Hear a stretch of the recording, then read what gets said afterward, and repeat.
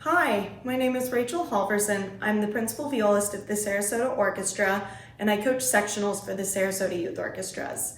And today I wanted to talk with you about how to practice scales. So the first thing we need to know is, what is a scale and how do I learn it? A scale is a pattern of 7 notes in a row, and the group of scale notes belong together to make up a key you might play in. The note you start on is the name of the key or scale, and the rest of the notes after that are determined by a pattern of whole and half steps. So we're going to start by talking about major scales because that's what you need to know for your youth orchestra audition. Major scales always use this pattern of distances between notes. It goes whole step, half step, whole step, whole step, whole step, half step. Or I remember whole, half, whole, half. Half steps are when your fingers are right next to each other on the fingerboard, like so, and whole steps equal to half steps, or that larger space you'll have between fingers. So here's a wheel showing all 12 pitches we have to work with. For a half step, you go to the next note in the wheel, and for a whole step, you'll skip over one. So if you work by measuring these distances between notes, you can figure out yourself the notes in any scale from starting on any pitch. For example, let's work out together what notes we'd play if we wanted to do a C major scale. It would start on C, whole step goes to D, another whole step E, half step to F, then we play a whole step to G, a whole step to A whole step to B natural, and then a half step brings us full circle back to C. We'll always climb from the note name we started on to the top will be that same note name, and we go back down. You'll start out probably by playing 1 octave scales where you go from one C to the nearest C, but you can go, for example, on viola, that would be from our open bottom C to the 3rd finger on the G string. And if you wanted to do 2 octaves, you would continue going up to the 2nd finger C on the A string, and then of course go all the way back down to our open C. So I'll demonstrate that 2 octave C major scale.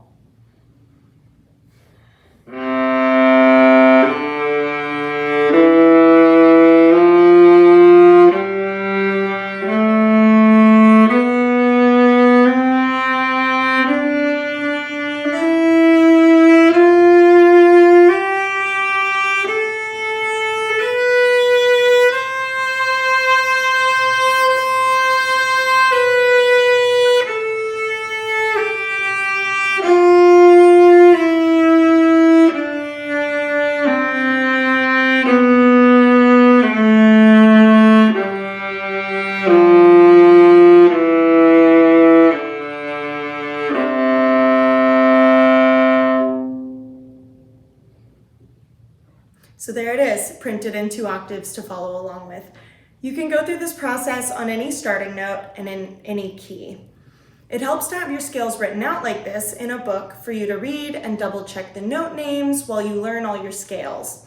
Barbara Barber wrote a great book called Scales for Young Violists, and it has all the major scales written out and other exercises so you can deeply learn each key and have it memorized. It's important to have our scales memorized so that when you play a piece of music that's in that key, you'll know from memory what the right notes are. So here's some important tips about practicing scales. Number 1 is use a tuner.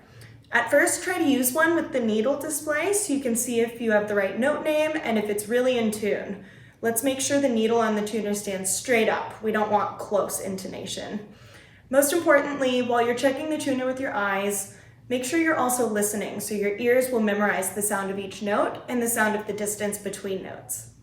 Tip number 2, use a metronome. Scales are a really great time to work on our rhythm and our bow speed, and the metronome can help us with that. So we want to start practicing our scales slow and make sure we use our whole bow from the frog to the tip.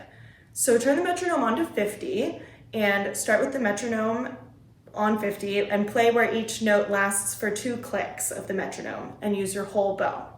Do this a couple of times and you can gradually start working your way faster if it's in tune with a great sound. So you can move to where there's 1 note per click and 2 notes per click. This way we're practicing faster speeds but staying organized, and it's less fumbling around with the metronome this way. Don't rush into playing fast though. Your slow playing needs to be fantastic for your fast playing to also be fantastic. Tip number 3, stay relaxed. You can use a mirror to check in on how you're standing and how you're moving. This will, of course, work best once our scales are memorized. We want to make sure we are standing tall and we don't tense up our shoulders or squeeze with any of our fingers, and the mirror can help us double check on that. Tip number 4, keep listening to yourself. Don't zone out or go on autopilot. Make sure you're always listening and loving the sound you're making. Tip number 5, repeat. Do every different exercise really well 2 to 3 times minimum. I know I've given you lots of things to think about and there's plenty more coming, but don't try to do it all at once. I think repetition is a great way to move your focus around. So let's say I'm going to do C major scales today. Maybe the first time through, I will play my scale focusing on intonation, and then the second time I play it through, I can focus on my bow being straight and where my contact point's at. And then maybe I'll do it again, focusing on how I'm holding my bow. And every time I add a layer, every time I repeat, I aim to add the new thing that I'm focusing on to everything else I just worked on doing really well. So ideally, that's going to stack up to us doing many things really well at once. And that's why scales are so great. Once we have them memorized and learned really well, it's because they're kind of simple in what they are. So it's a chance to work on the complicated thing that is our whole playing. You don't have to choose to focus on exactly what I just said. You can focus your repetition on the things you want to be better at and the things your teacher has suggested you focus on. You can also adjust to work on skills that you need in specific pieces of music you're playing. So if you're playing something that's really quiet and you need a super smooth, slow bow, then you can play your scales a couple of times in that style with really long, quiet notes each. This way, you can customize your scales as a tool to get better at the music you're learning away from scales. So let's talk about how to learn our scales deeply and keep our practice interesting. Sometimes when we're working on memorizing something in history class or science class, it can help us to make up a short pattern of words to glue it into our memories. Well, we can do the same thing to memorize scales. So we can break a scale into smaller chunks and it'll help us get to know it better and memorize it faster. So here's a few ways you can practice scales and patterns. You could go in sets of 3 notes where you'll play 3-note chunks that keep moving up the scale by 1 note. Let me show you what I mean.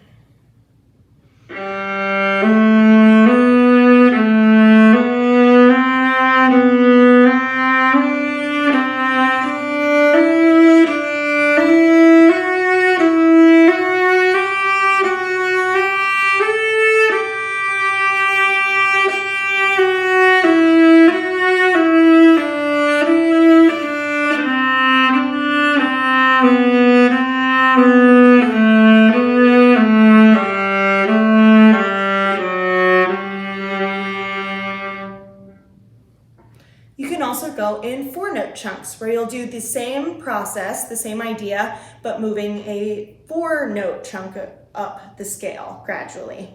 So here's what that would look like.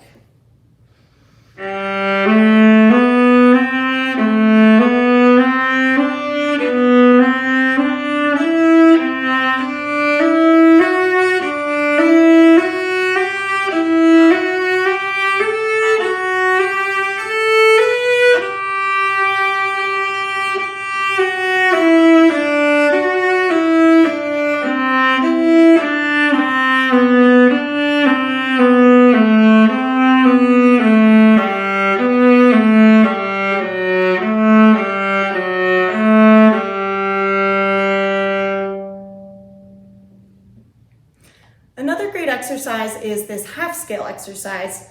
So we're going to focus on the bottom half of the scale and then the top half, and then we're going to string those 2 halves of the scale together. I've written it out, try to follow along while you listen.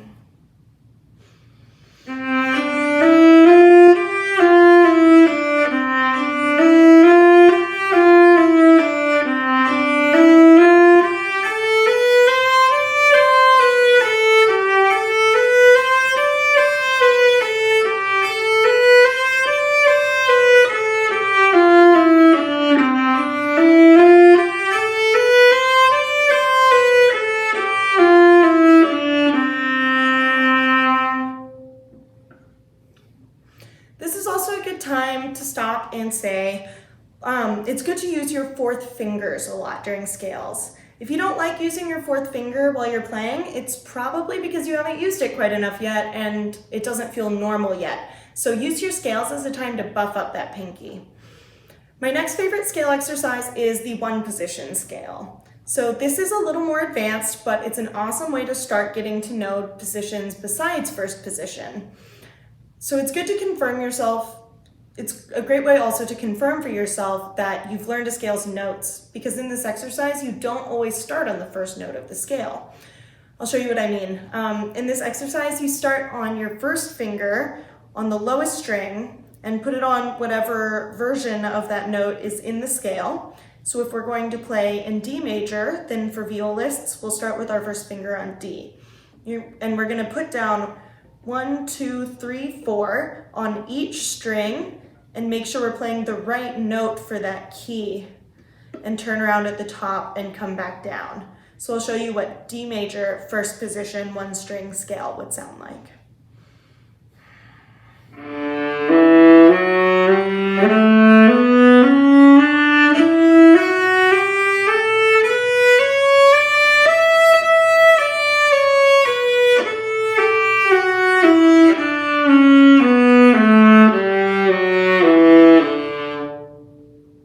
So that actually did start on the first note of the scale, but now we're going to go on to second position. So we're going to put our first finger where our second finger just was, and we'll play again across all 4 strings with our 1, 2, 3, 4 fingering, and we will use the notes in D major still. So here's D major, second position, one position scale, second position, starting with our first finger on E.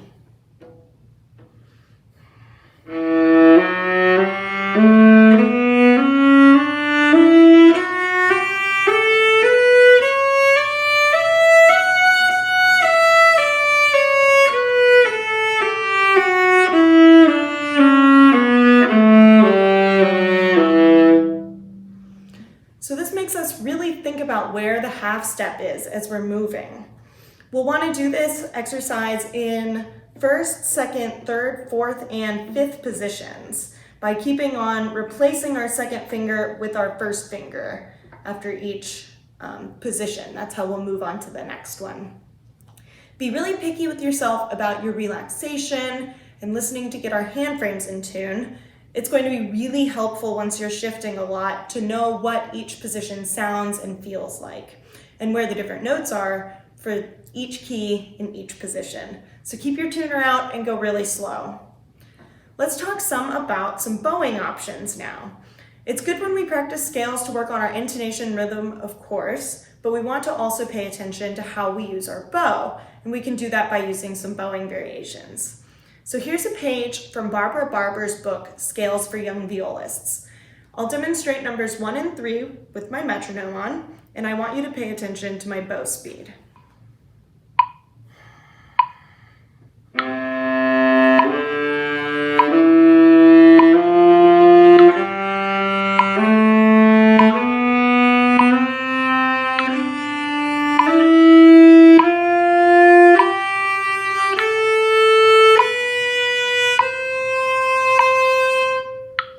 Here's 3.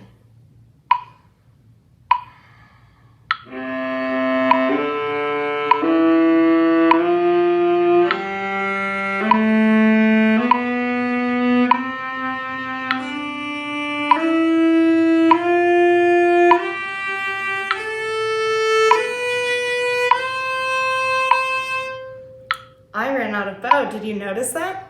So that exercise 3, we need a much slower bow speed to do the bowing that she wrote out. And we want to always use the whole bow, but you have to pace yourself sometimes. So let's go to look at what we can do with our bow speed in number 7.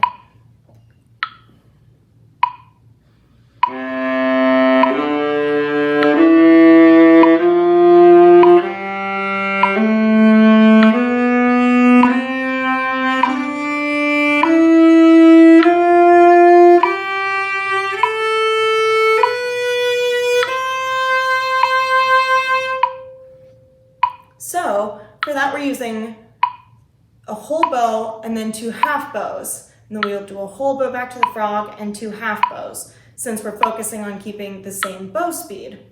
So since a quarter note is always a half a bow, that's how we end up alternating like that in this exercise. It is great for keeping an even bow speed.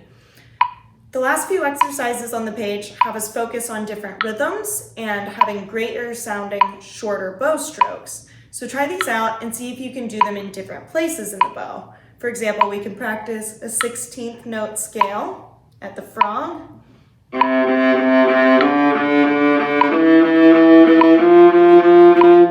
the middle.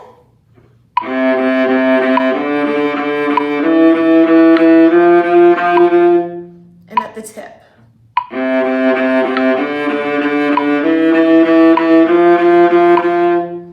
We want to aim to have them sound the same as each other when we play in different parts of the bow. So this is a great exercise to start exploring those different ideas. Scales are often paired with arpeggios, and arpeggios are the outline of a chord that goes with any scale or key. It's like taking a piano chord, but playing one note at a time, from the bottom to the top and back down.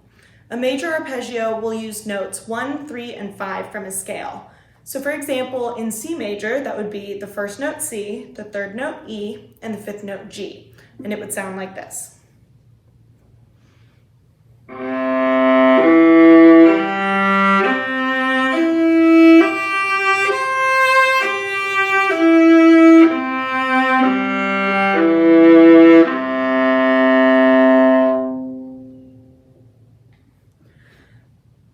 As we talked about earlier, scales are a good way to work on all parts of our playing. So scales are very important for this reason. Scales are the most fundamental tool to train our ears and our bodies, and are a very popular way to warm up both your ear and your body. I'll share with you the process my brain is working through when I'm warming up with scales. I also have a little diagram for you to see how this fits together. So my goal is to sound awesome and feel comfortable, right? But obviously a lot goes into that. So when I'm doing my warm-up, I'll be looking in the mirror to see how I'm moving, checking how my muscles feel, feeling around, and listening to see if I like how I'm sounding. And I have to take all that information and problem solve to decide what I want to change and adjust to improve my sound or my comfort. I'll adjust, and then the cycle starts right over again to see if it worked. Obviously, this process starts slow and intentional, and gradually will become more second nature, but still, of course, very intentional. And this is very key for how we can find our best sound all the time and not fall into any funny habits. So let's break down that loop a little bit. We've got our scales and our ears. So of course we need our scales to be awesomely in tune. Over time, maybe we can move from using a tuner where we're adjusting based off what we see with our eyes to one where we adjust by matching with our ears. So the kind of tuner you would do this with is a drone. You'll select the note you want it to play, and then you make sure that you don't hear yourself ever clash with it. You want to adjust so that your note that you're playing and the drone sound great together. Along with being in tune, we want to hear a very beautiful sound. So there's lots of ways to describe or define a beautiful sound, but a simple version that I like is to look for a deep, clear ring. That's always been easy for me to remember, short and sweet, deep, clear ring. So how do we find that? We want to use the right combination of all of our physical tools. So that takes us over to talking about scales and our bodies. For anyone who's been in youth orchestra on sectionals day, you know that we, the coaches, ask you to try a lot of different things. There are different tools that we can use together to make a beautiful sound, and when we warm up with scales, it's a good time to make sure everything's in the right place physically so that's possible. So let's recap what a great setup is going to look like real quick, because this is part of scales every day, is checking in to make sure everything's in place. So we'll build it up. It starts with our posture, right? So we'll stand or sit tall, head is up, shoulders back, shoulders over our hips, over our feet, and our back is straight. We're not drooping or leaning back or anything. We're just tall and we're supported in how we're standing. And we'll put our instrument up, and it is also supported and not droopy. So looking at our left side, we want to make sure our thumb is relaxed and not squeezing. And our fingers have some curve, and when we drop them down, they're not squeezing or pinching either. We want our wrist either straight or gently bent, but nothing really extreme in either way. And we'll feel the support comes from our left elbow is what holds all this up. And it just hangs out in a natural spot for you. On our right side, when we're playing, our upper arm is at the same level as, or in the same line as our bow. That's this with our bow. Our wrist is not too curved, and our bow grip is using all 5 fingers. And they're all relaxed but engaged. They're all part of our bow hold. So from here, we get to start choosing what to do with our posture. And be picky. Choose your contact point somewhere in this kind of 2/3 zone between the fingerboard and the bridge, and stay steady with it. Always try to pull a straight bow that stays parallel with the bridge. Make sure that we are using even bow speed like we talked about before, and we're using all of the bow whenever it's appropriate, and release a natural amount of our arm weight into the instrument to pull a great sound out of the instrument. We don't want so much weight that it crunches, and we don't want so little weight that we get a kind of whispery and not full sound. So as you're finding this combination of our contact point and our bow speed and weight that's gonna make your instrument sound great, just keep listening and adjusting like we talked about with that loop of decision making. Being picky doesn't have to be a mean-spirited process. It's all about keeping improving and finding new, more beautiful sounds every day. So you can always take a break and watch some awesome string playing on YouTube to inspire yourself and raise the bar for yourself. And if something has you stumped, don't be afraid to ask for help. Everyone who coaches with the Sarasota Youth Orchestra will be so happy to answer your questions and will be really happy to help you. My last advice is for string players who feel they have a great grasp on everything we talked about so far and want to keep advancing. There are always deeper layers of practice for scales and new ways to work on them. So you can move on to working on your minor scales or add a 3rd octave and get to know a new part of your fingerboard. You can get Carl Flesch's scale method book and work on 1-string scales where you'll go up and down 1 string starting from, if we did a G 1-string scale, it would go from G to G, it would go from G to G, it could go from G to G. So that's also a new way to get to know your fingerboard. You can work on, there's a whole arpeggio cycle that is also in Carl Flesch's book. It's in many books. You can practice a whole scale all on 1 finger. Ivo van der Werf wrote a book called A Notebook for Violists, and it has a ton of great creative practice tools like that. You can learn double stops, so 2 notes at once in each key. Think twice as hard about playing the right note.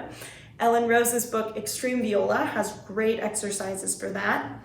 And more, just keep exploring, look for new tools. You'll enjoy the process, I hope. Thank you so much for joining me today. I hope this gives you a little refresher on scales and some new inspiration and ideas for how to work on them. Please stay safe, have a great rest of your summer. I know all of us who work with the youth orchestras cannot wait to see you and hear you all again very soon. Happy practicing.